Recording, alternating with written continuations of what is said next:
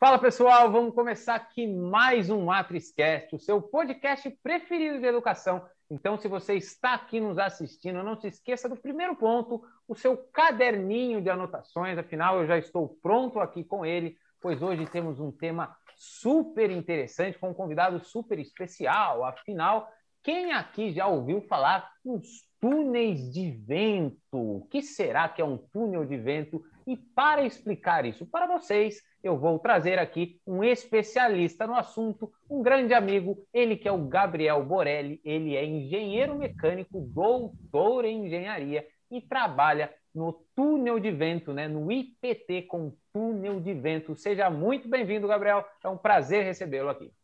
Opa, Fabinho, prazer é meu, obrigado aí pelo convite e vamos lá, vamos bater um papo aí que vai ser divertido hoje.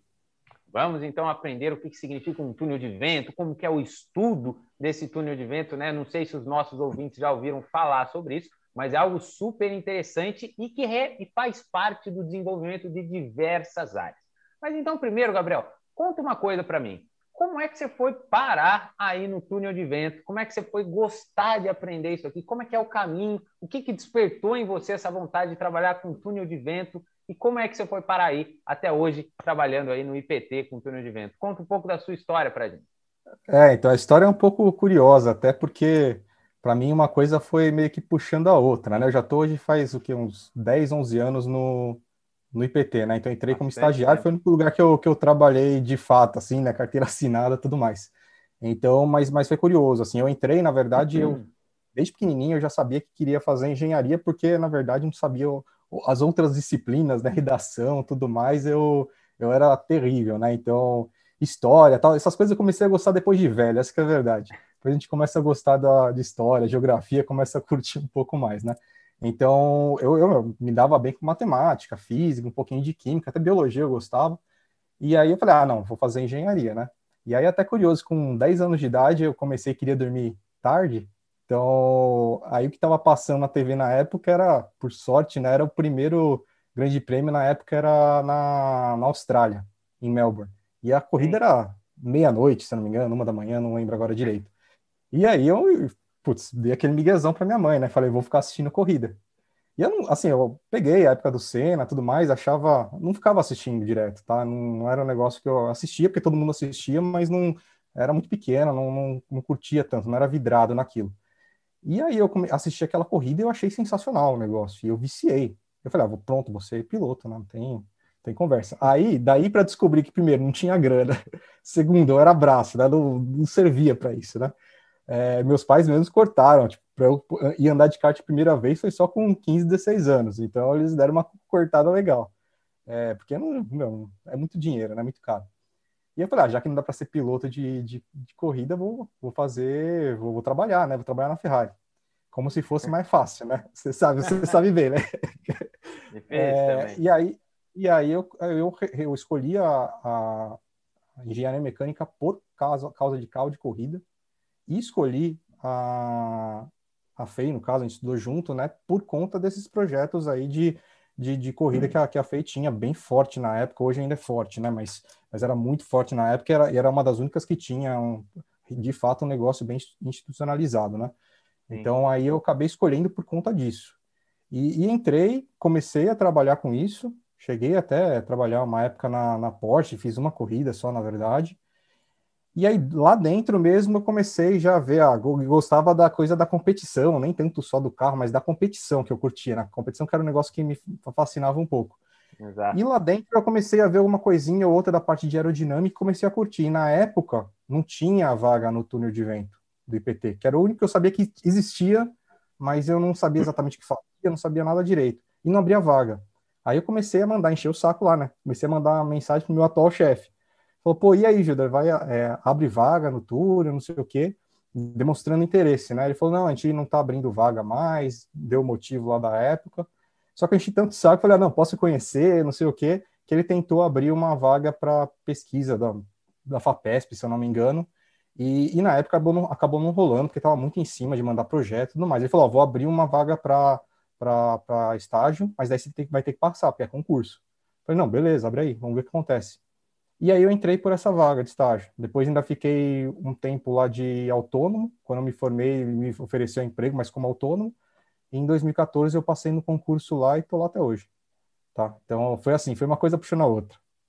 Bacana, Gabriel, bacana. Você falou aqui de uma coisa muito importante. Eu acho que os alunos, quando eles escutam, né, hoje você está trabalhando com o que você gosta e várias outras pessoas que também chegaram aqui, essa questão de criar as oportunidades, né? Você procurou, você foi atrás, né? Não tinha naquela época, tudo bem. Como é que a gente consegue, né? Não é parar no primeiro desafio, né? Tudo bem, não tem a vaga, não tem a oportunidade, como é que eu posso estar aí de uma outra forma? Como é que eu consigo ajudar e querer entrar? Isso aí é muito importante para qualquer área, né? Isso aí, então, é sempre um insight muito positivo.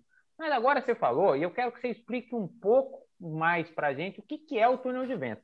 Porque tudo bem, eu até sei a relação que você está querendo dizer do automobilismo com o túnel de vento, mas o que pode ter a ver o automobilismo? Você falou aerodinâmica, o que isso pode ter a ver com túnel de vento? O que significa? O que é um túnel de vento? O que vocês fazem quando você fala em túnel de vento? É um túnel bem grande, é onde sai um vento e vai embora? Como é que funciona isso? Né, então eu vou explicar um pouquinho isso daí, mas antes, até complementando o que você comentou, eu acho que é importante para o público aí, assim, se você tem alguma coisa que tem interesse, às vezes você nem sabe se é aquilo que você quer fazer. Eu não sabia na época. Então, mas você quer experimentar aquele negócio, meu, tem que ir atrás, não tem jeito. Então, no primeiro momento, enquanto a gente não é famosão, não tem pessoas atrás da gente, a gente tem que ir atrás. E mesmo Sim. depois, assim, eu acabei depois contratando estagiários e tudo mais ali para trabalhar no túnel. Eu me interessava muito mais o cara que demonstrava interesse. Às vezes o cara não sabia nada, tá? Normalmente não sabia nada, era normal não saber nada, né? Eu entrei sem saber nada lá. Então, mas o cara demonstrava interesse. Muito melhor que pegar aquele cara que sabe um monte, mas não, sabe, não tem aquele, sabe, aquele Exato. interesse de trabalhar, de meter a mão na massa que tem que meter às vezes. Então, aí é mais complicado. Então, às vezes o interesse é muito mais, às vezes não, acho que sempre o interesse é muito importante. Depois, Penso talento, essas assim coisas também. é 1% ali, né? Mas agora, para sua pergunta, de fato, então, túnel de vento é basicamente isso que você falou. É um conduto fechado, não um tubão, tá? Que a gente coloca modelos ali dentro e na ponta, em uma das pontas, né, tem um ventiladorzão, tá? No nosso caso, lá no túnel de PT, ele funciona na exaustão. Então, só para dar uma ideia, depois eu acho que vocês podem procurar aí na internet o túnel de PT, que é facinho de achar no Google. Vocês vão ver que tem uma entrada, né, que sai de uma seção bastante grande, tá? Daí vai para uma seção que é onde a gente faz os testes, e depois tem o ventilador na outra ponta. Tá? São 3 trechos bastante importantes. Uma contração, que a gente chama, que é essa entrada, depois tem a seção de teste, que no caso do túnel de PT a gente consegue fazer ensaio em 28 metros, é um túnel bem comprido, ele tem 40 metros. Tá? E a outra ponta que tem o difusor e o ventilador. Mas assim, importante o pessoal ter em mente que fala assim túnel de vento, o pessoal vem muito na cabeça, principalmente túnel de vento aeronáutico, né? Então a Sim. gente tem assim uma quantidade de túneis bastante grandes, assim, até em termos de projeto, eles são bem diferentes, depende muito do que para que eles servem. O túnel do IPT, por exemplo, ele não serve para fazer ensaio de avião, embora a gente já tenha feito uma coisinha ou outra, mas para aeromodelo, coisa estudantil, mas para Boeing, Embraer, essas coisas não serve. Tem aí o pessoal do CTA que trabalha com isso, Sim. por vários motivos, tá? Para carro de corrida não serve, tá? Não serve. Hoje, na verdade, no Brasil, eu conheço um túnel que é específico para corrida, para carro, na verdade, e aí não é nem pensando na parte externa do carro, é pensando ali na refrigeração, né? Parte de ventilação interna, tá? Ui. O nosso túnel lá, ele serve principalmente para fazer ensaio para construção civil. É basicamente prédio e ponte, tá? Aí tem um monte de outras Caramba, em coisas construção civil eu não sabia ligadas a dessa aí, isso. não. É prédio, cara. A gente faz assim, 99% do tempo é prédio e tem muita coisa de projeto maior, muita coisa de plataforma de petróleo, tá? Então aí tem os túneis os ensaios para a parte de plataforma de petróleo. Mas basicamente é isso que você falou, é um tubo que a gente coloca um modelo lá dentro, liga o ventiladorzão, tá? E é isso aí. Aí a gente pode medir várias coisas, pode medir pressão, que é o que a gente mais mede, pode medir força, que acontece muitas vezes na parte de aviação, na parte de para carro de corrida e veículo convencional mesmo, tá? Então, aí a parte de instrumentação, você tem vários instrumentos. Novamente, lá no site do PT, por exemplo, se você entrar, tem um monte de instrumentos que a gente costuma utilizar, tá? Mas essa que é a ideia, é um tubo que a gente liga o ventilador e passa o vento no modelo. Então ele é bem próximo ao nome, né? Não tem tanto segredo, ele realmente é Não, um túnel de é vento. literalmente um túnel de vento. Muito Tá. legal. E eu não sabia mesmo dessa questão que você falou da parte civil. E aí que eu quero te fazer uma pergunta, Gabriel. A gente teve aqui já um bate-papo uma vez sobre os sensores, né? Os sensores, tudo que a gente precisa, né? Nos nossos desenvolvimentos, a gente precisa medir para a gente conseguir obter uma informação e, a partir dessa informação, fazer as ações necessárias, né? Na época em questão, a gente estava falando sobre o sensor da série Round 6, né? Que é Squid Game, né? Mas no Brasil chama Round 6, que é aquele sensorzinho que a bonequinha tinha, que daí via os movimentos e fazia alguma ação. E a gente estava falando sobre sensores. Mas o que eu queria entender é o seguinte: quais são as aplicações, né? Quem busca o túnel de vento, né, o que ele está buscando? Por exemplo, o cara quer o carro de corrida. Essa resposta eu sei, mas eu vou deixar elas para você, explicar aos nossos alunos. Mas o que ele está buscando? Eu tenho um carro de corrida, eu vou levar lá no túnel de vento. Ou eu tenho lá a questão aeronáutica, eu vou levar no túnel de vento. O que a gente consegue desenvolver? Quem são as pessoas que buscam o serviço de um túnel de vento? Seja na construção civil, qualquer exemplo aí que você queira Tá. nos dar, que seja um exemplo para a gente entender como que o túnel de vento ele pode ser útil aí no nosso desenvolvimento. Tá, eu vou, assim, na verdade, quem busca depende muito da aplicação, tá? Então, você Uhum. deu exemplos aí que, basicamente, quem trabalha com isso é o pessoal aerodinamicista mesmo, tem essa profissão, né? Eu acabo me considerando como aerodinamicista, né? Mas eu trabalho muito com a parte experimental, parte numérica muito pouco, mas... então, você pega a aeronáutica, ou até o pessoal da parte de veículos de corrida ou não, né? Normalmente é engenheiro mecânico, que tem essa formação já, né? Para nós lá, que trabalhamos direto com a parte de construção civil e também com a indústria, parte petrolífera, né? Então, tem os grandes navios de petróleo, os petroleiros, tudo mais, e são normalmente navios adaptados. Tem coisa também que não tem nada a ver com petroleiro, mas também embarcações em geral, né? Então, pega a Petrobras e outras também de fora. Então, a gente acaba sendo bem multidisciplinar, tá? Então, por exemplo, da parte de construção civil, que vem boa parte dos ensaios, é um grande problema, porque, na verdade, a gente tem que fazer a interlocução aí com o engenheiro civil e com o arquiteto que tem uma linguagem bem diferente da nossa, tá? Então, é um cara que não manja exatamente da parte de vento, e aí a gente trabalha numa área que é chamada de engenharia do vento, é esse o nome, inclusive, tá? Engenharia do vento, tá? Que o túnel de vento do IPT, inclusive, é um túnel de vento de camada limite atmosférica, tá? Ele serve para simular o vento atmosférico, tá? Por isso que ele é compridão, tem várias questões assim, em termos de turbulência e tudo mais, tá? Então, o cara normalmente contrata a gente, ou a empresa contrata a gente, normalmente construtor, ou então escritório de projetista, de calculista e tudo mais. É uma área que normalmente ele conhece, né? Porque tem norma para isso, existe norma para isso, mas ele não é um especialista em vento, tá? Então tem essa questão de comunicação, e a gente também não é especialista na parte de estrutura, né? Sim. Então já começa por aí a brincadeira, porque a gente tem que passar os dados para eles de uma forma que eles consigam utilizar, tá? E isso não é tão simples, eu já explico por quê. Fora esse pessoal, tem outras partes no meio aí envolvida. Então, se a gente está mexendo com essa parte de vento, uma parte que é bastante importante e é muito complicada é a parte de meteorologia, tá?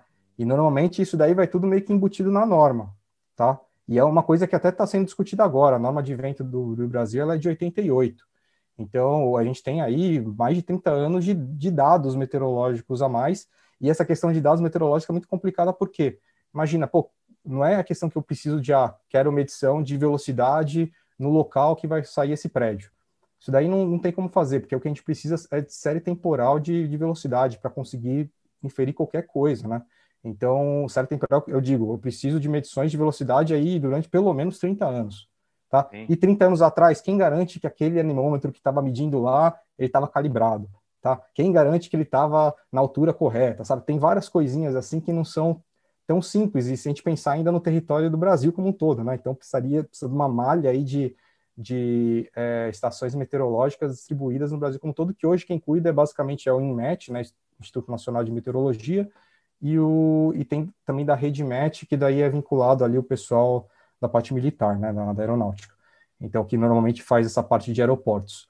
Então, é bastante multidisciplinar nesse sentido. Então, a gente tem parte de engenharia civil, tem parte de arquitetura, tem a parte de mecânica e aerodinamicistas no meio, tem a parte de meteorologia, tá? Tem o pessoal que trabalha com parte de conforto também. Então, é bem multidisciplinar. Então, uma das grandes dificuldades é justamente essa parte de comunicação, tá? Em passar as coisas de uma forma que sejam fáceis, assim, da pessoa conseguir tratar e utilizar. E eu dou esse exemplo que você estava falando de sensores, né? Então, o que a gente costuma medir lá nos prédios é pressão na fachada, tá?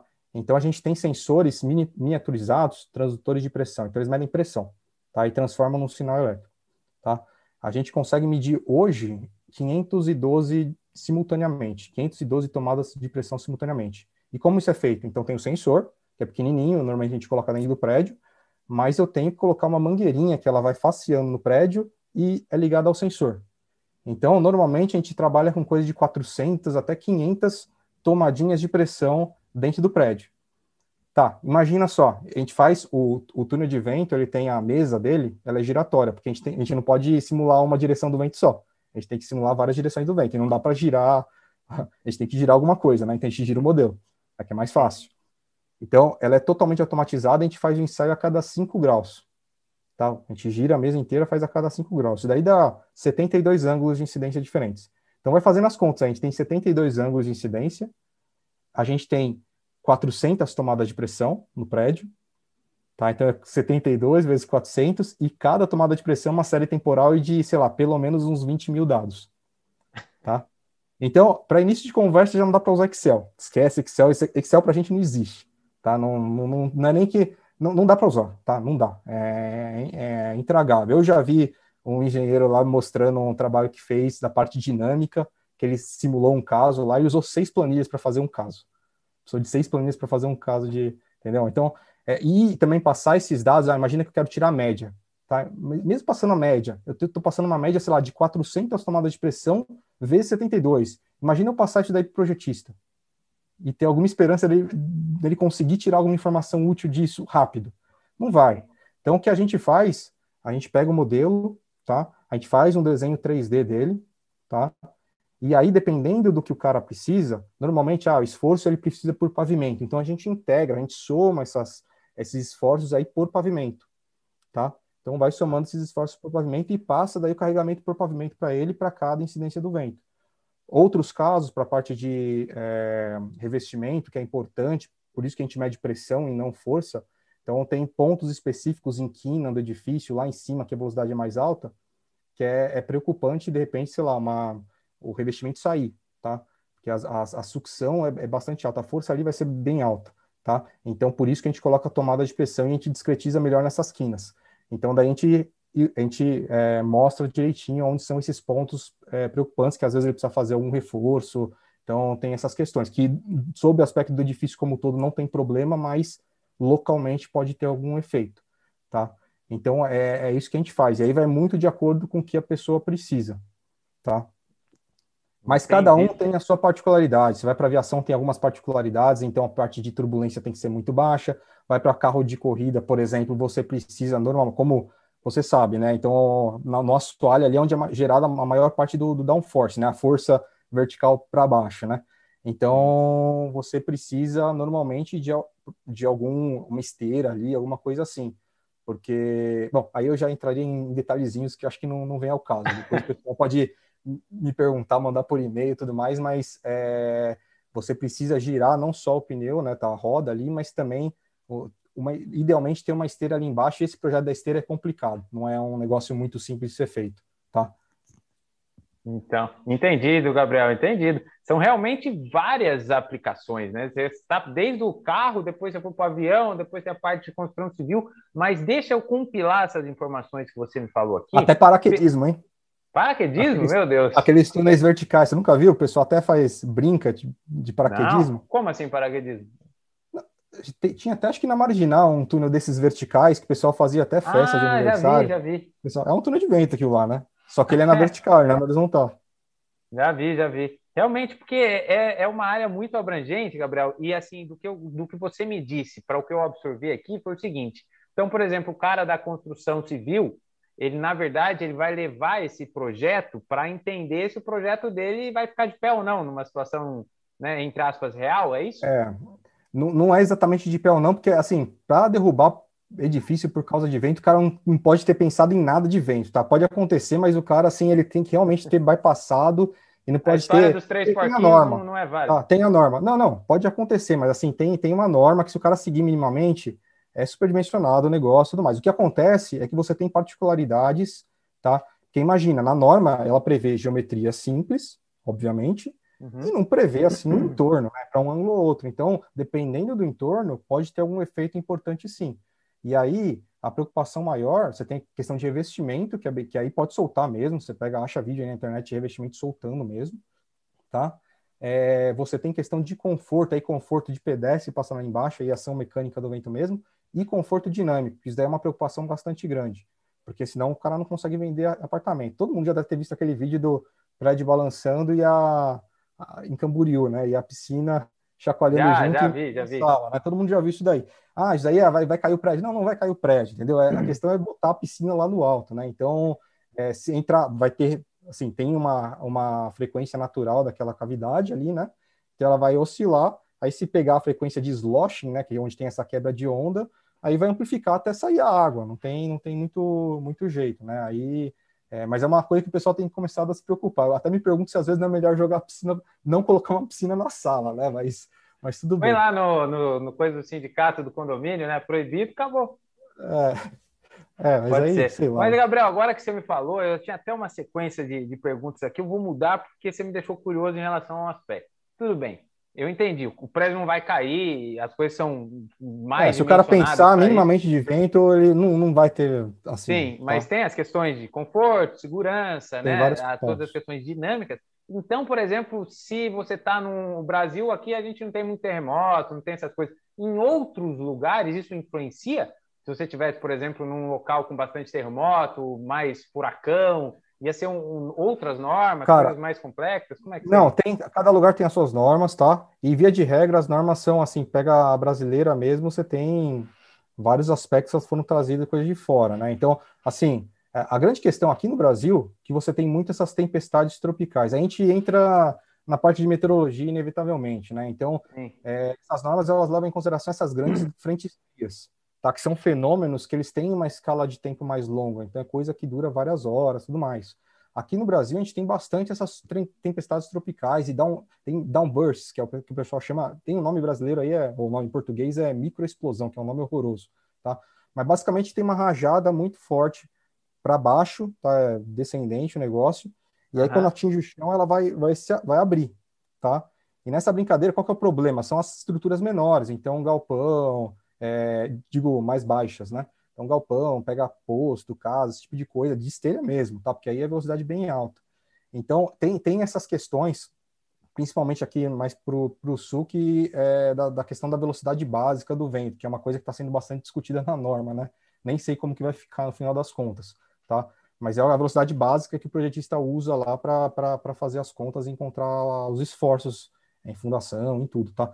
Então, tem as suas, cada país acaba tendo suas particularidades, mas tem essa questão dos fenômenos meteorológicos aí. Por isso que é importante ter, de uma forma bastante bem distribuída, assim, ó, e por muitos anos aí, estações meteorológicas, que você monitore corretamente as coisas, tudo mais, e ser de uma forma que você consiga manter esses dados, né? Porque depois acaba sendo bastante útil. Dá para fazer os Entendi, estudos, porque entendi. senão fica ficando escuro, todo mundo ficando escuro. Sem dados, não chegamos a lugar nenhum, né? Não Não tem tem como. jeito. E, Gabriel, aí você falou então sobre a questão dos carros, né? Do conforto. E o que eu entendi aqui de uma forma geral é que o quê? A gente sempre está tentando pegar um problema, um case, né? E jogando dentro do túnel para entender os efeitos de fenômenos relacionados ao vento, o que isso vai interferir. Então, por exemplo, um carro, você falou do conforto, deve ser o carro andando, né, com o vento, se o cara está tranquilo ali, ou se o cara vai ficar ali vibrando junto com o carro, ou se, em relação ao conforto dele, o cara lá do automobilismo, para entender, né, através dos sensores, se vai ter mais downforce, ou seja, a força, né, que gruda, né, o carro no chão, e eu acho que é isso que eu entendi, né? Então você simula um case real nesse projeto. Mas agora que vem a grande questão. Você falou de carro, tudo bem. Você falou de avião, que não cabe. Mas você falou de construção civil. Qual é o tamanho desse túnel de vento aí? Ele é gigantesco do tamanho como que ele funciona? Ou vocês Não, trabalham com alguma escala? Como é que é isso? não, não, isso daí foi importante você perguntar, porque o pessoal às vezes acha que, assim, a gente está fazendo um ensaio, é um ensaio experimental, tá? É um modelo também, tá? É um modelo. Se Sim. você quiser uma coisa que reproduz exatamente a realidade, não sei o quê, você vai ter que construir, ir na sua construção, medir por 30 anos, 50 anos, na verdade, mais de 30 anos, né? Mais 50 anos, inclusive, tá? Para daí chegar a uma conclusão. Então, não, o que a gente faz é um estudo experimental em modelo reduzido. Tá? E Ah, da mesma forma que você pega a parte numérica, simulação em computador, também é um modelo. Tudo você tem é um modelo. Tá? Então, quais são, basicamente, só para falar de forma mais geral possível, né? O que a gente tem que tomar cuidado? Quais são os tipos de semelhança que a gente tem que obedecer? Então, a primeira, óbvia, é semelhança geométrica. Tá? Então, eu vou fazer numa escala o modelo, sei lá, 1:200, que é o que normalmente a gente trabalha para prédio lá.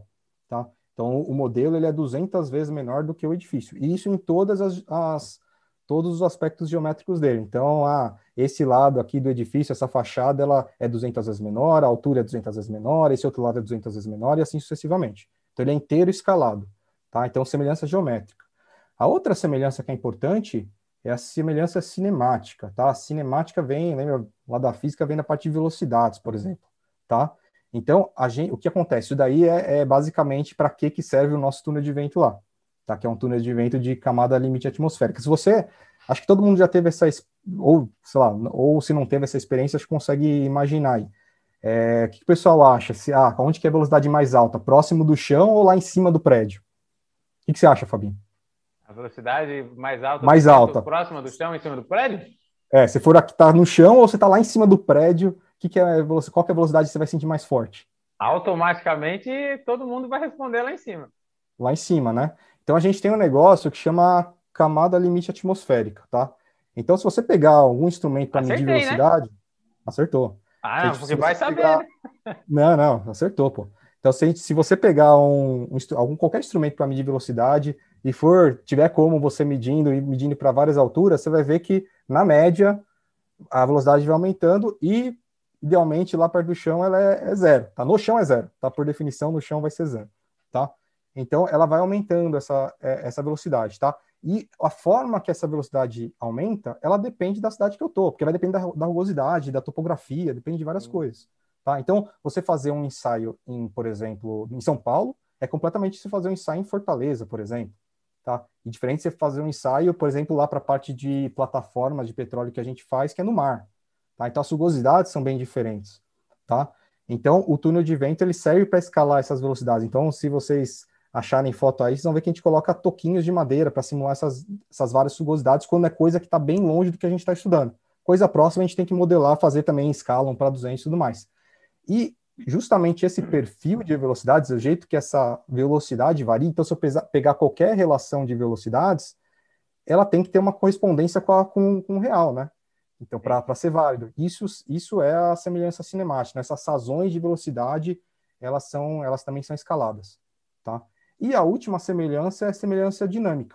E aí é relações de força, tá? E aí começa a ficar complicado o negócio, tá? Porque, na verdade, essa questão, você tem, assim, normalmente, pessoal que já está estudando engenharia, já deve ter manjado que a gente usa muito números adimensionais, né? Então, números adimensionais são utilizados à torta direita, toda hora, né? Para poder comparar as coisas, tá?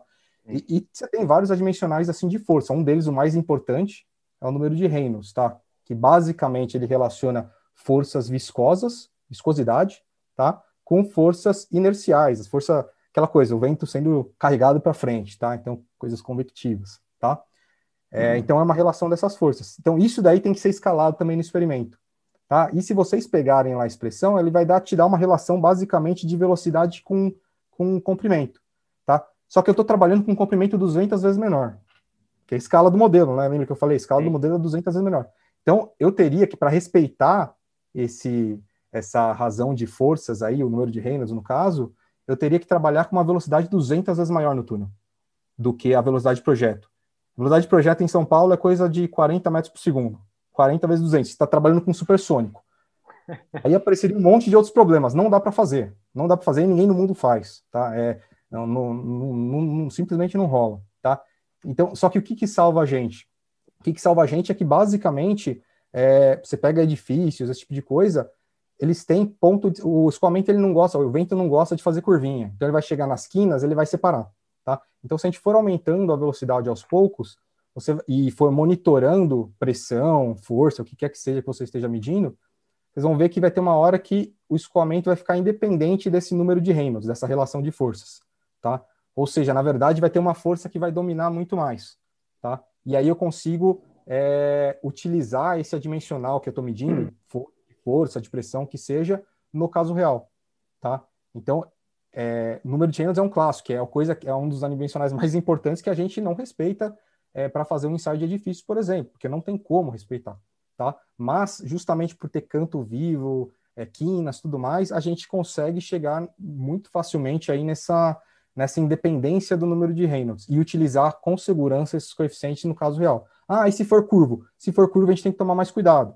Tá? Aí o pessoal, por exemplo, o pessoal da parte naval, que também tem que trabalhar com modelo em escala reduzida, aí tem os macetezinhos, que eles têm que colocar uns toquinhos normalmente, aí depende do material, não importa tanto, né? Mas uns toquinhos de madeira no casco para forçar o escoamento separar onde eles querem. E aí você está modelando pelo arrasto, não pelo...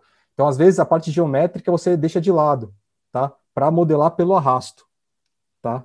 Então, por isso que é modelo. Você tem que entender o que está acontecendo e qual que é o fenômeno importante para você. Tem casos lá no túnel de vento, aí na parte de plataforma, que a gente faz, em que o número de Reynolds é importante e o número de Froude, que é o que relaciona a flutuação, tá? Então, basicamente é uma chaminé saindo com ar quente, tá? Então, o número de Froude, ele é importante, tá? E a gente teria que respeitar, em tese, os dois. Só que se eu respeitar um, eu vou estar longe de respeitar o outro, tá?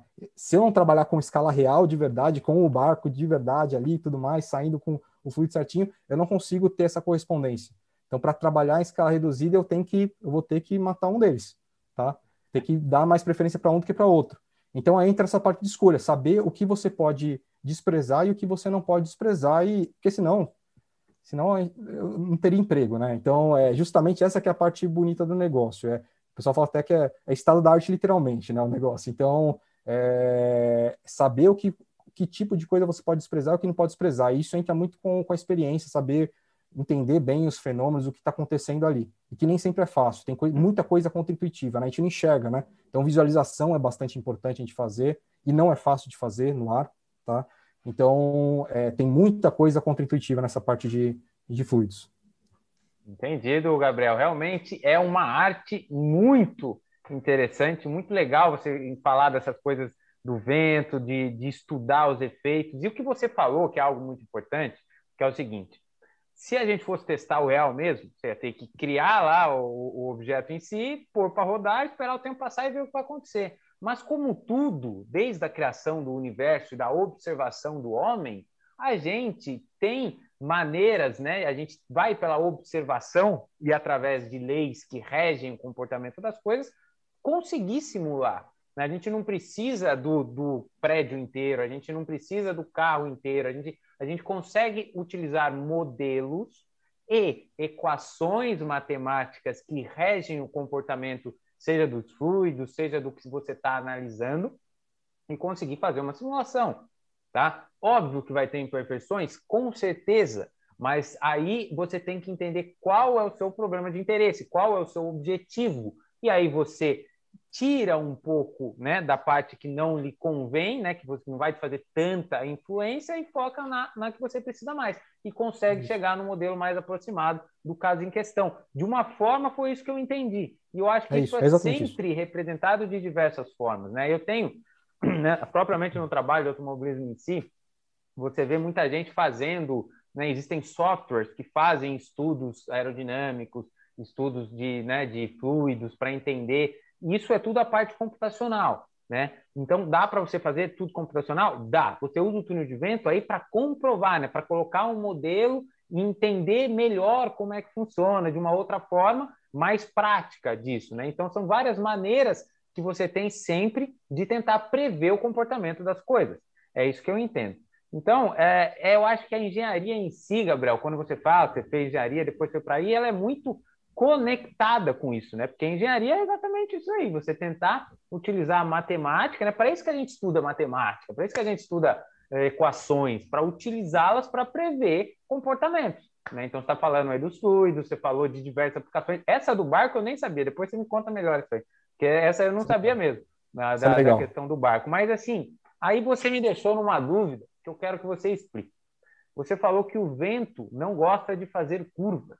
E, de fato, para um leigo total, né, vamos pensar um leigo total, a gente vê, por exemplo, o barco ele não é uma coisa quadrada. Eu estou falando assim, ó, imagina que eu não sei nada de nada de nada. O barco não é um quadrado. O barco tem lá o seu formato, tem uma quina, vai para trás, barco, ok. Aí a gente vai para os carros de corrida. Carro de corrida não é quadrado. Carro de corrida é cheio das curvinhas suaves. Você vai para qualquer outra aplicação, avião. Avião também, a asa ali tem diversos, não tem nada muito abrupto, né? Uns quadradão assim, antigão assim. Então, assim, tudo tem, a gente vê desenvolvimento sempre com esses contornos mais suaves. Vento não gosta de fazer curva, ok. Mas por que que a gente deve evitar essas curvas? Ou por que que isso pode ser ruim? Qual que é o efeito que isso pode causar? Enfim, eu imagino que dependendo da aplicação seja alguma coisa diferente, mas você pode nos dar um exemplo de por que pode ser ruim as curvas, não, a falta delas, né, no caso. Então, na verdade depende da aplicação como tudo, né? Então, não necessariamente vai ser uma coisa ruim, tá? Eu consigo, por exemplo, para quem é pessoal que gosta aí da parte de corrida e tudo mais, você pega dentro ali de um motor a combustão, é interessante você ter turbulência bastante alta, né? Para aumentar a mistura, tá? Então, na parte de ventilação também, então tem não tem nada que assim interessante você saber o que está acontecendo para tentar aproveitar aquilo a seu favor. Nesse caso específico que você deu aí para a parte de aerodinâmica externa, de carro de corrida ou veículo em geral, aviação, trem, ônibus, o que quer que seja, você tem a questão do arrasto, né? E no caso do avião também, parte de sustentação, né? Avião e carro de corrida também, né? Então, uma coisa que, por exemplo, depois o pessoal pode procurar em vídeo aí, tem um fenômeno que chama estolar, né? É o stall. Então, você basicamente, você acha até videozinho bem interessante, uns videozinhos bem antigos aí da década de 60, o pessoal fazendo esse tipo de experimento com visualização e fica bem claro o negócio. Então, você vai aumentando o ângulo de ataque aí de um perfil qualquer, tá? E você vai vendo que ele vai ficando tudo aderente. Chega um momento em que ele já não se adere mais, ele tem a separação, né? Então ocorre a separação, tá? E nesse momento, se você pegar a curva de sustentação, ela pode ser mais sutil ou mais abrupta, mas ela tem uma queda, tá? Então, quando ele deixa de seguir assim, então ele vai ter uma queda nessa sustentação e o arrasto também vai aumentar, tá? Então, dependendo da aplicação, aí pode ser mais a questão de arrasto, mais a questão da sustentação, o que interessa. Mas daí os esforços mudam completamente, que essa região de recirculação, que ela é extremamente complexa, mas tridimensional em todos os casos, né? Que é de interesse nosso, pelo menos, o que acontece é que você tem velocidade muito baixa, então toda a parte de forças vai ser alterada, tá?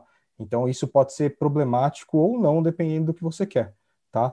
Então essa que é a grande questão. Depois o pessoal pode procurar videozinhos sobre isso daí, sobre stall, tem uns videozinhos, pessoal fazendo ensaio em túnel de vento ou em canal de água com esses perfis aerodinâmicos para ver o que acontece, tá? Então é um negócio bem interessante você ver acontecendo, tá? Mas essa questão da turbulência em si e tudo mais, ela pode ser bastante interessante em alguns aspectos. Um que eu dei aí para vocês da questão de motor a combustão. Todo mundo, imagina você está fazendo lá um leite com Nescau, por exemplo, tá? Você bota o Nescau dentro do leite. Você deixa lá, espera lá ele por difusão e homogeneizando, ou você chacoalha? Chacoalha, né? Senão você vai ficar esperando um tempão, tá? Então essa parte, a turbulência, ela assim, a gente convive com ela todos os dias, basicamente. Todas as coisas que acontecem, 99% das coisas são turbulentas, né? Laminar que a gente usa na graduação, tudo mais, é difícil achar casos assim na vida real laminares, tá? Tem, mas é bem mais complicado. 99% das coisas é tudo turbulento, tá? Entendido, Gabriel, entendido. E agora, só só para a gente ficar mais claro dos nossos ouvintes, mas eu entendi. Você está querendo dizer, então, eu quero chegar num ponto que é o seguinte: você está querendo dizer, então, que eu tenho aqui uma caneta. E aí, nessa caneta está vindo um vento daqui para cá. E aí, o vento está passando daqui para cá. Aí, você está me falando que, dependendo do ângulo de ataque ou do que está acontecendo aqui, vai acontecer um descolamento desse vento que vai gerar uma turbulência. É isso ou não? Vai gerar o stall, o vento não vai É, acompanhar um outro, vai gerar uma a turbulência no fluido?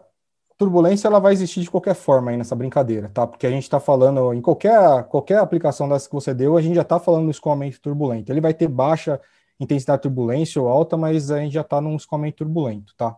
Por Tá. natureza. A questão é se o fluido no caso o ar aí, consegue acompanhar o corpo ou não. Se ele não acompanha, e aí eu teria que entrar em detalhes para explicar por que não acompanha, tem gradiente adverso de pressão, esse tipo de coisa, tá?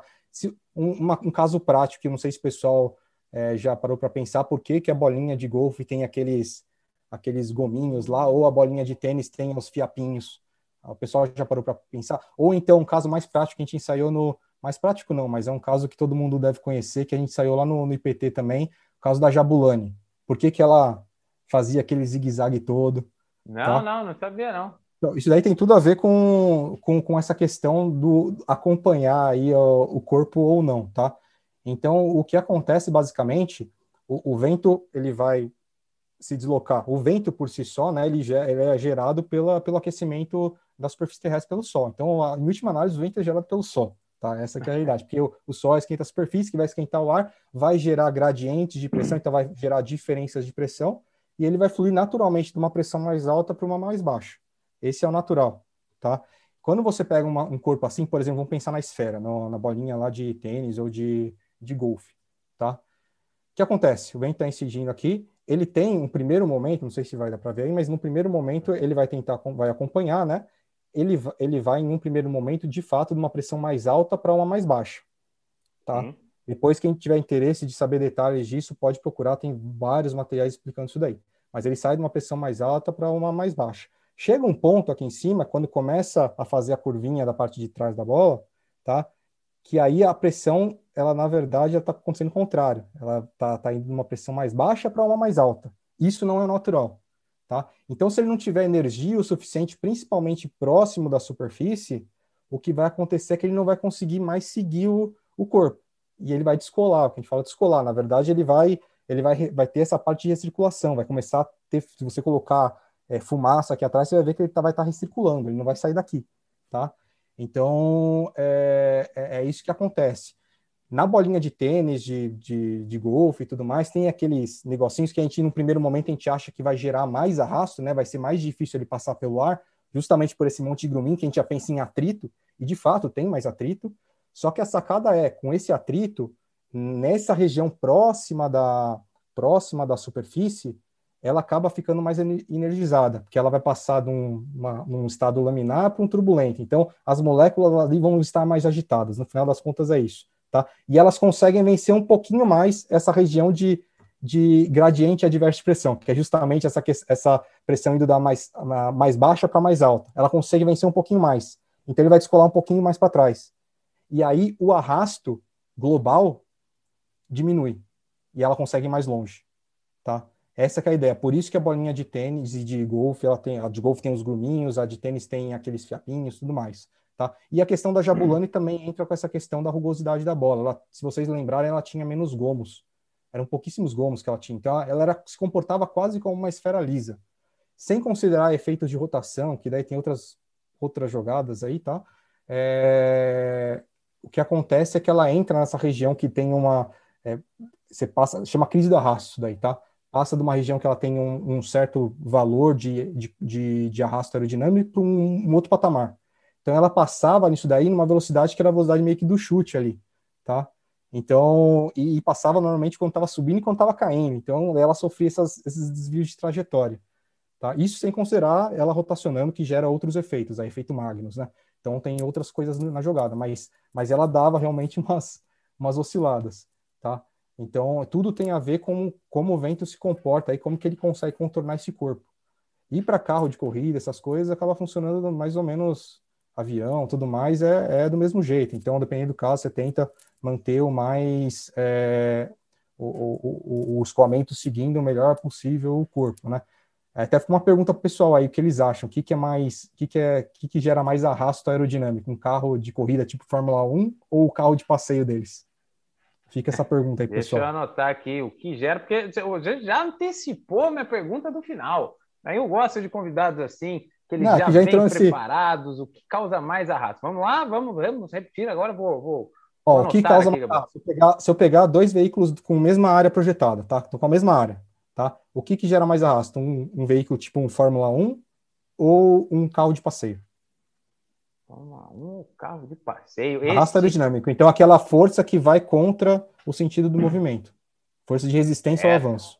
Então, se você estiver assistindo o Spotify, nas nossas plataformas de podcast de áudio, você vai ter essa perguntinha e, por favor, responda, pois o nosso professor Gabriel vai aqui corrigi-los depois. Então, Gabriel, era exatamente o que eu queria te dizer, né? E é exatamente isso que eu queria que você passasse, é que, dado a certo comportamento que você tem versus posição versus fluido, né? O ar pode gerar efeitos, né, que nesse caso seja o stall que você falou, o ar pode continuar acompanhando, e esses efeitos podem modificar, no caso que você mesmo falou, a trajetória do movimento, que no caso foi da bola. Ou podem gerar algo que a gente, todo mundo, né, já ouviu falar, que eu acho que por menos que uma pessoa saiba sobre aerodinâmica, sobre qualquer coisa, se as pessoas já pegou um avião na vida, ela já passou por um aviso tanto delicado no nosso piloto, falar, senhoras e senhores, vamos passar por um momento de turbulência. E nesse momento, todos ficam morrendo de medo, principalmente eu. Eu preciso, inclusive, pensar o que eu vou fazer, por mais que já me falaram 900 mil vezes que não cai com turbulência, mas não Mas dá. adianta. Fica. Toda vez que eu escuto isso, é sério, eu tenho mini taquicardia. Mini, eu acho que eu vou morrer. Aí sobe, eu acho que eu vou morrer. E várias vezes. Eu não sei se isso a longo prazo é sustentável na minha vida ou não. Mas é exatamente isso que eu quis dizer, que são efeitos que vão provocar, né, uma alteração no movimento natural, né, que vão provocar um outro efeito. Então, eu gostaria de te perguntar se é exatamente isso que acontece quando, por exemplo, o avião está lá na turbulência. Está acontecendo um descolamento? Como é que é isso aí? Pode ser coisas assim, tá? Pode ser um monte de coisa. Porque turbulência, assim, é um negócio extremamente complicado. É o filé mignon da mecânica dos fluidos, a turbulência, tá?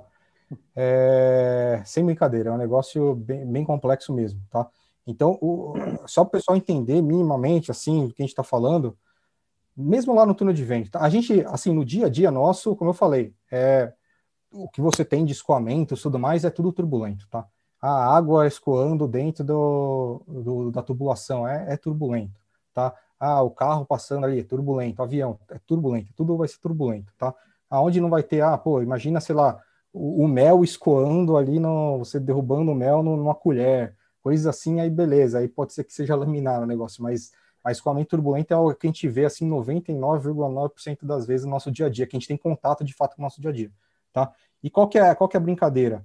Vamos pensar lá no túnel mesmo. Uma coisa que a gente faz é medir o que eu estava falando, a camada limite, aquele perfil de velocidades, como que a velocidade varia, porque a gente tem que saber onde a gente está ensaiando, né? A gente coloca os toquinhos lá, mas a gente tem que ver se aquele perfil corresponde com a cidade que a gente está medindo, né? Senão. E como a gente faz isso? A gente bota um sensor ali para medir velocidade. Aí pode ser um tubo de pitot, por exemplo, que ele é baseado em pressão, pode ser um anemômetro de fio quente, que é baseado basicamente em troca de calor, tá? Mas a gente bota um sensor para medir velocidade, tá? Se a gente pegar a média, que é o que a gente faz, a gente vai ter o perfil bonitinho lá. Mas instantaneamente não é aquele negócio bonitinho. Instantaneamente é um negócio aleatório. Pelo menos aparentemente aleatório. Existe uma certa ordem no caos, mas é meio que aleatório o negócio. Então a gente tem flutuações de velocidade, tá? Então a velocidade instantânea é uma coisa, a velocidade média é outra. Então a velocidade ela vai flutuar, se a gente pensar no sistema cartesiano aí nas três direções. Então tem essas flutuações de velocidade. Isso pode ser importante ou não. Naquele caso que eu estava falando, por exemplo, da embarcação, tá? Qual que é a grande questão, um grande problema que o pessoal estuda bastante quando entra nessa parte de vento, quando está projetando uma plataforma de petróleo, por exemplo. O negócio fica a quilômetros do mar, tá? Então, como que o pessoal chega lá, normalmente? De helicóptero, tá? E não é que nem aqui em São Paulo, você tem uma marginal, se der qualquer problema, você vai lá e pousa na marginal, tá tudo certo.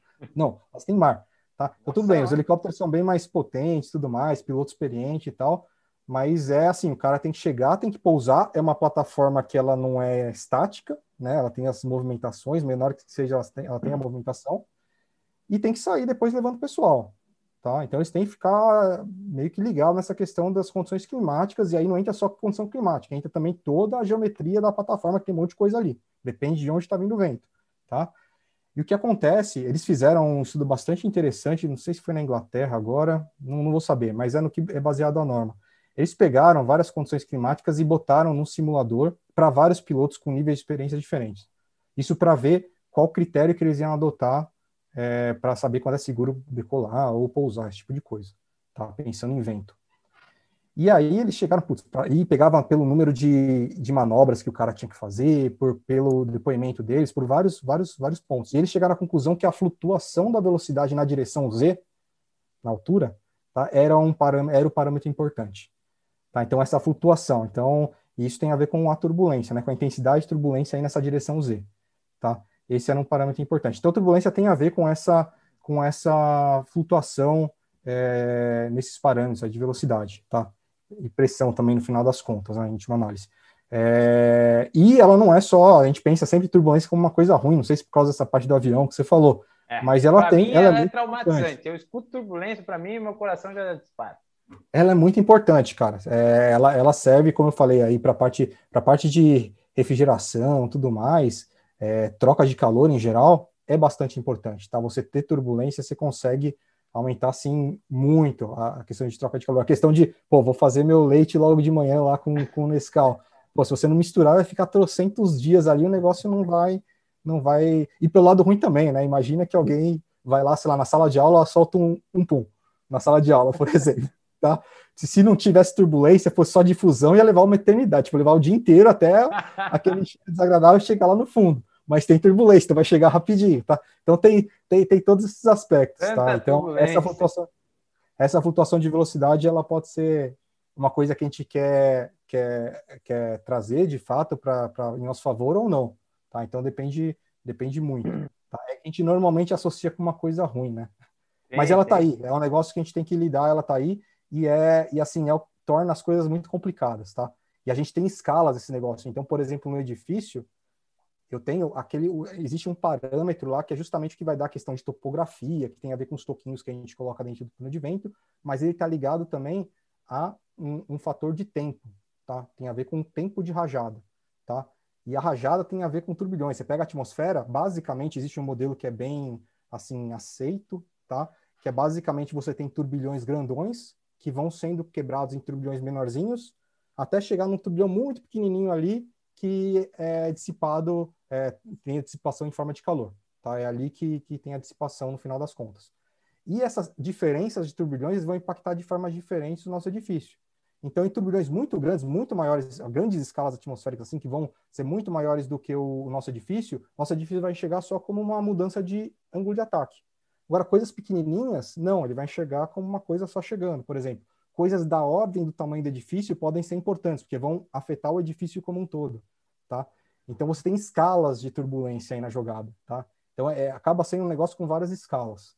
E aí também está a complexidade do treco todo. Você tem várias coisas acontecendo com escalas diferentes. Isso que complica bastante as coisas, tá? Entendi, não respondi, Gabriel, muito... Eu só enrolei, né? Mas pelo menos deu uma... Não, você é um defensor da turbulência. Agora eu sou uma pessoa que olha a turbulência com outros olhos. E a turbulência existe, cara. Você querendo ou não, ela existe. Entendeu? Precisamos dela. Ela é apenas, talvez pelo que eu entendi, ela é mais complexa de ser analisada, de você entendê-la, mas ela é necessária para muitos casos, né? E a turbulência, como eu acho que o exemplo do Todd e do Pum em sala de aula foram perfeitos para todos entenderem a importância que temos dos dois lados. Então, Gabriel, ainda que a gente já está começando aqui na parte final, antes de eu te fazer a pergunta final, me surgiu uma outra dúvida que eu gostaria de uma curiosidade, tá? Antes de eu fazer a pergunta final para você. Você falou dessas aplicações de túnel de vento, aonde você faz, né, da construção civil, a gente falou do carro, blá, blá, blá. Mas algo que uma vez me incomoda, eu sou um ciclista, né?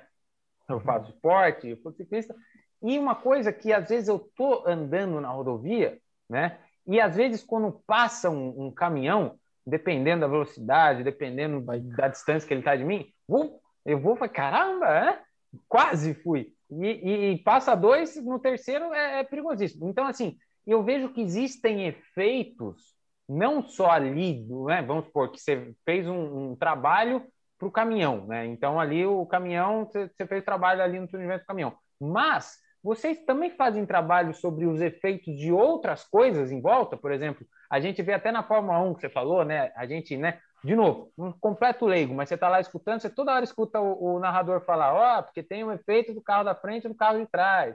Então, o carro de trás está muito perto, vai desgastando mais o pneu e blá, blá, blá. Então, assim, pelo que eu estou entendendo, tem também os efeitos externos dos outros corpos em relação ao seu objeto de interesse. Como é que vocês fazem esses tipos de trabalho também A ou não? gente tem que fazer. No caso de edifícios mesmo, a gente tem que, eu falei da questão dos toquinhos que a gente coloca, que aquilo lá simularia, seria uma contribuição média da cidade como um todo ali, né? Então as casinhas, árvores e tudo mais. Perto do edifício, o que está perto ali, então outros edifícios, galpões, pontes, sei lá, o que quer que tiver ali perto, eu preciso modelar fisicamente. Eu preciso fazer em escala. Não precisa ter detalhezinhos, tá? Não precisa fazer as pessoinhas andando, nem o cabo da rede de transmissão, não. Mas eu preciso modelar pelo menos volumetricamente, porque isso tem um efeito direto, para o bem e para o mal, né? Ele pode ajudar reduzindo bastante a carga do edifício, ou pode gerar situação que eu já vivi, por exemplo, eu morei em São Bernardo, lá num prédio que era na frente da FEI, então tinha um na frente do outro e um atrás.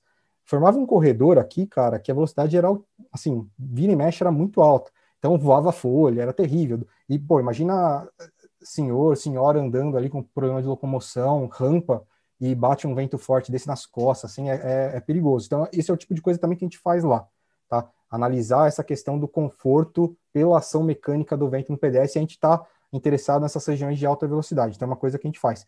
Esse exemplo que você deu do ciclismo é até curioso, que foi uma coisa que a gente ensaiou, cara, semana passada, tá? A gente fez vai sair aí, eu nem sei em qual, se é emissora, se é na internet, não sei. Depois, se eu tiver o link, eu passo aí para você, Fábio, você passa para o pessoal. Mas era justamente uma coisa educativa que fizeram para mostrar para o caminhoneiro o efeito, porque está tendo muito acidente, parece, com moto em estrada e caminhoneiro. Então, eles botaram um motociclista dentro do caminhão para ver questão de ponto cego e tudo mais, e foram lá no túnel também ver essa questão que você comentou, de jogar para o lado, o cara andar atrás, qual que é o problema do cara andar atrás. Então, e justamente, acontece isso que você falou, porque você pega um caminhão ou um corpo bem maior, assim, que desloca bastante ar, tá? Quando o vento está incidindo, a gente está pensando, estou pensando no vento incidindo, mas tanto faz, né? Velocidade relativa. Tirando perto do chão ali que as coisas acontecem, por isso tem que ter a esteira, tá? Para fazer uma análise próxima do assoalho, mas ali em cima tanto faz a questão de velocidade relativa. O que acontece? O ar, ele vai chegar aqui na parte da frente do caminhão, da cabine do caminhão, por exemplo, né? E ele vai ser deslocado para os lados, para cima e para baixo. Ele tem esse deslocamento natural. Nessa brincadeira que ele tem esse deslocamento para os lados, vão surgir componentes de velocidade na transversal. Não só no sentido do deslocamento, mas na transversal. E é isso que você sente. Quando você está passando, então é o que você sente, você toma aquela pancada para o lado. Como você está num veículo que é instável, né, por natureza, então você vai sentir justamente você sendo jogado para o lado. Tá? Como que você pode diminuir isso? Aí depende da situação, normalmente é mais a questão do caminhoneiro tomar cuidado na hora de ultrapassar, então dar um espaço maior, porque isso daí varia, se você der uma distância, sei lá, 2 vezes menor, a força cai bastante, tá? Então é questão de se passar mais. Se passar mais, acho que já resolve bastante esse problema, tá?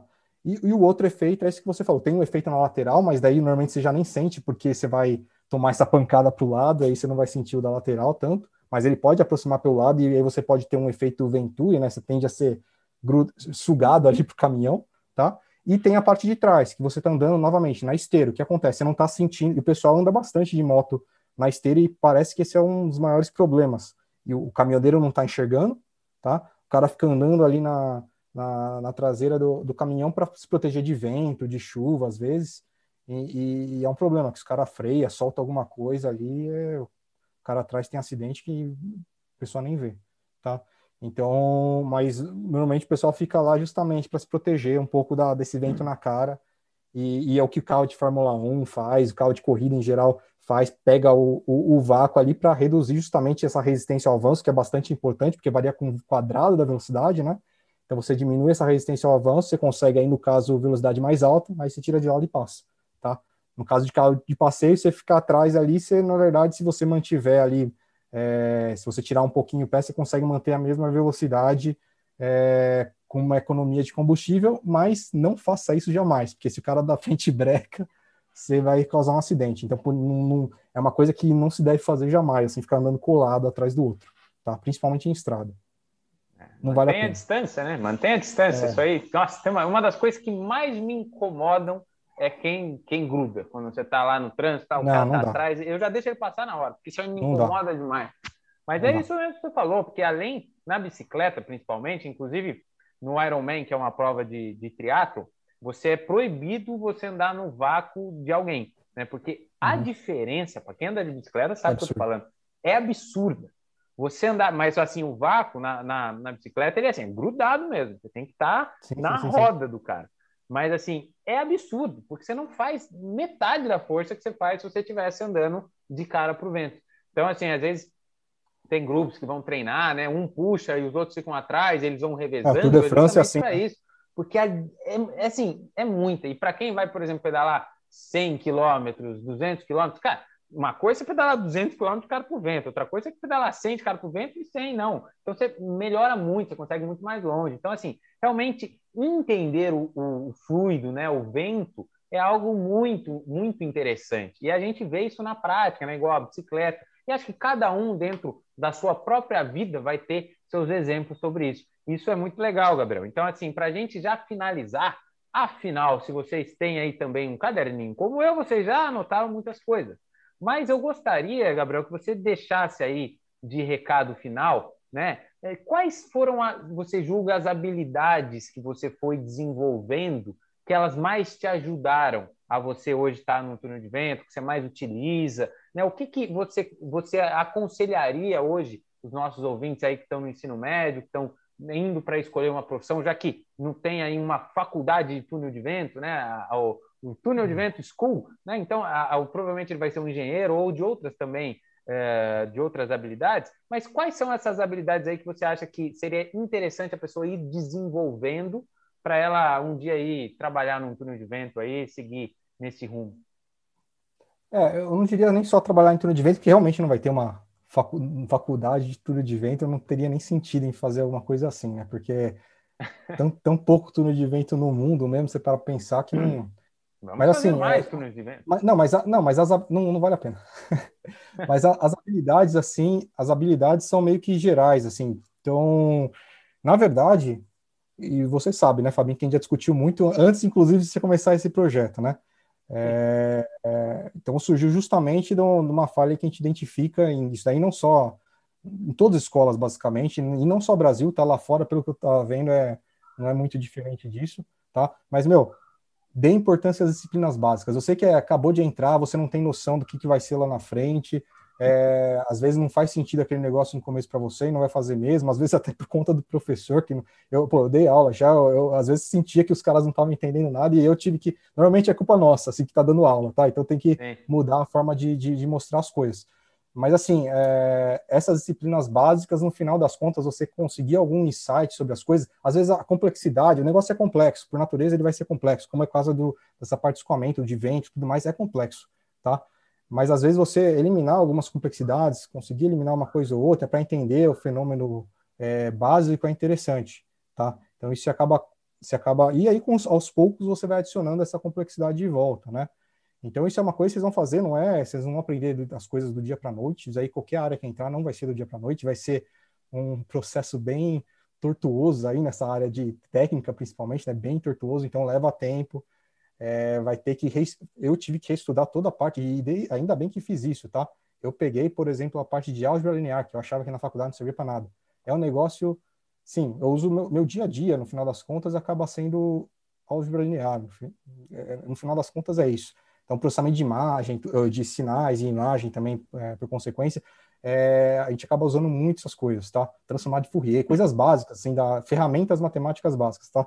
Então, eu diria para não menosprezar essas disciplinas básicas, tentar entender de fato. Tem muito material online, assim, que de fato é bom, tá? E, assim, vale a pena pegar. A questão é, esses materiais normalmente são em inglês, tá? Então, entra aqui minha segunda recomendação, tá? Inglês tem que saber, tá? Não tem jeito. Não, quero aprender outra língua, ótimo. Acho língua muito legal, assim, porque você começa a entender cultura de outros lugares quando você começa a entender a língua, tá? Pelo menos foi comigo assim para o italiano, por exemplo. Eu fiz não porque fosse servir para muita coisa na parte técnica, até serve uma coisinha ou outra, mas não uso direto. Mas, pô, fiz por vontade e é um negócio que é super legal, você começa a entender alguns aspectos culturais. Mas o inglês tem que saber, tá? Tem que saber até para você conseguir ter acesso a essas informações úteis, tá? Então, você acha muita coisa no site lá do MIT, Stanford, Harvard, você acha muita coisa gratuita e coisa boa. Né? O Fabinho sabe que eu já passei algumas para ele. Já, Tá? já. Tem coisa boa, tá? E a outra dica, assim, para quem...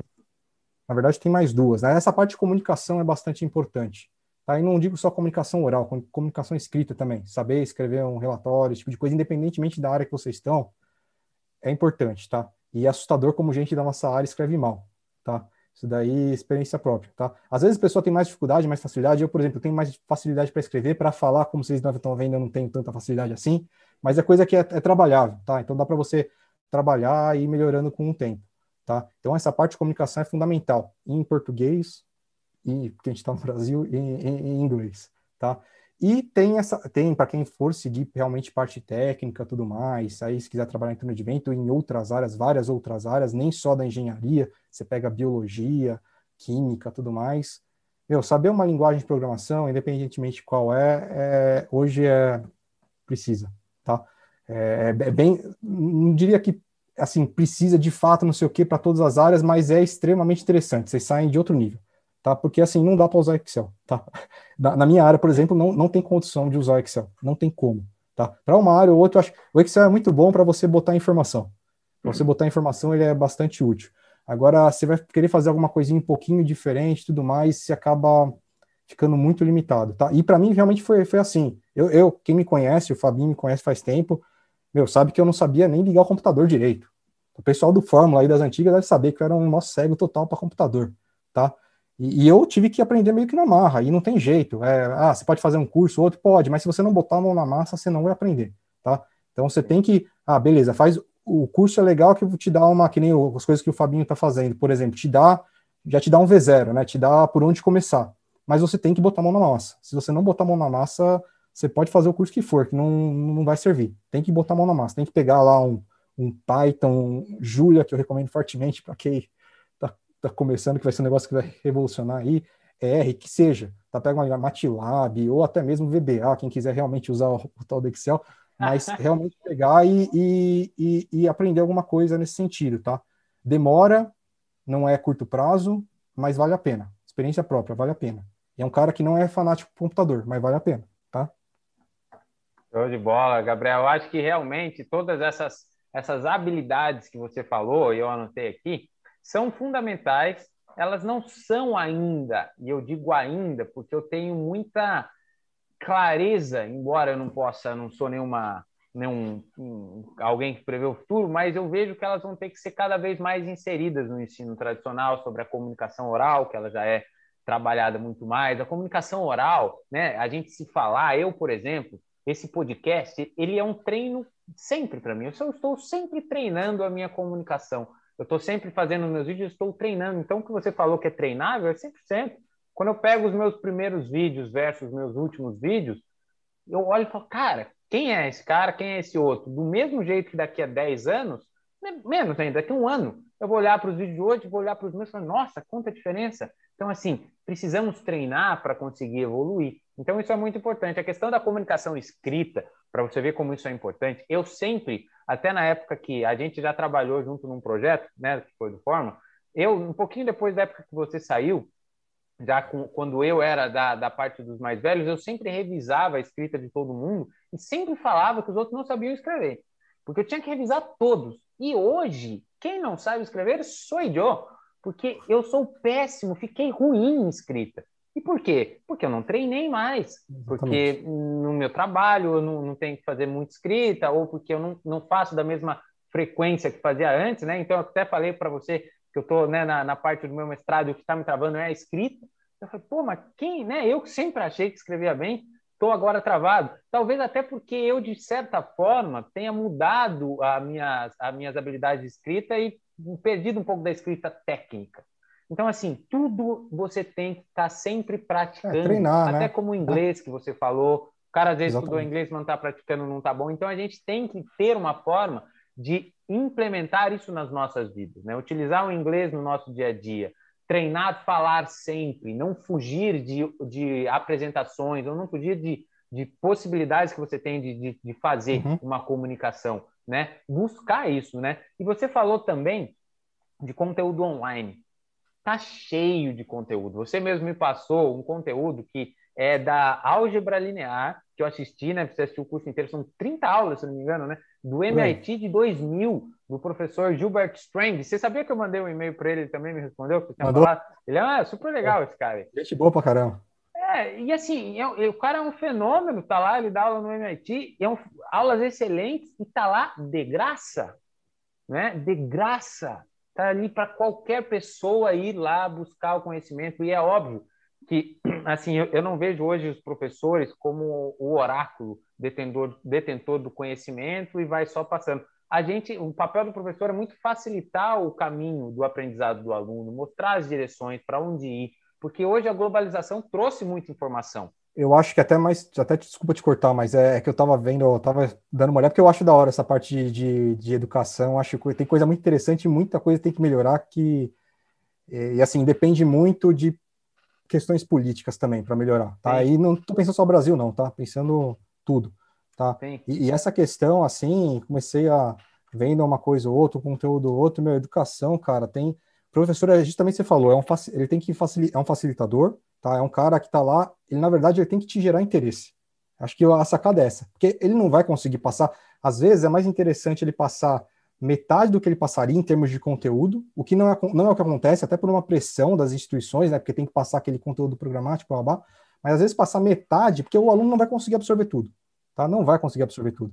Então, às vezes, ele passar menos coisa, o cara consegue absorver mais, tá? E a forma como passa. Então, eu já tive aula que eu me sentia, assim, meio que constrangido de perguntar. Não perguntar, ficava quieto lá. Isso é terrível em termos de aprendizagem. É bom que você fala, questiona o professor, erre, quanto mais errar, melhor, tá? Então, incentivar esse tipo de troca, eu acho que seria o ideal, assim, em termos de aprendizagem. A gente acaba dando muita ênfase para algumas coisas, se você para pensar, tá, nota, por exemplo. Tudo bem, é o esquema que a gente tem, mas, putz, será que isso aqui está medindo alguma coisa de fato? Entendeu? Ou será que não é bom eu ter errado? Não significa que eu tô começando a pensar em alguma coisa, dependendo do problema, né?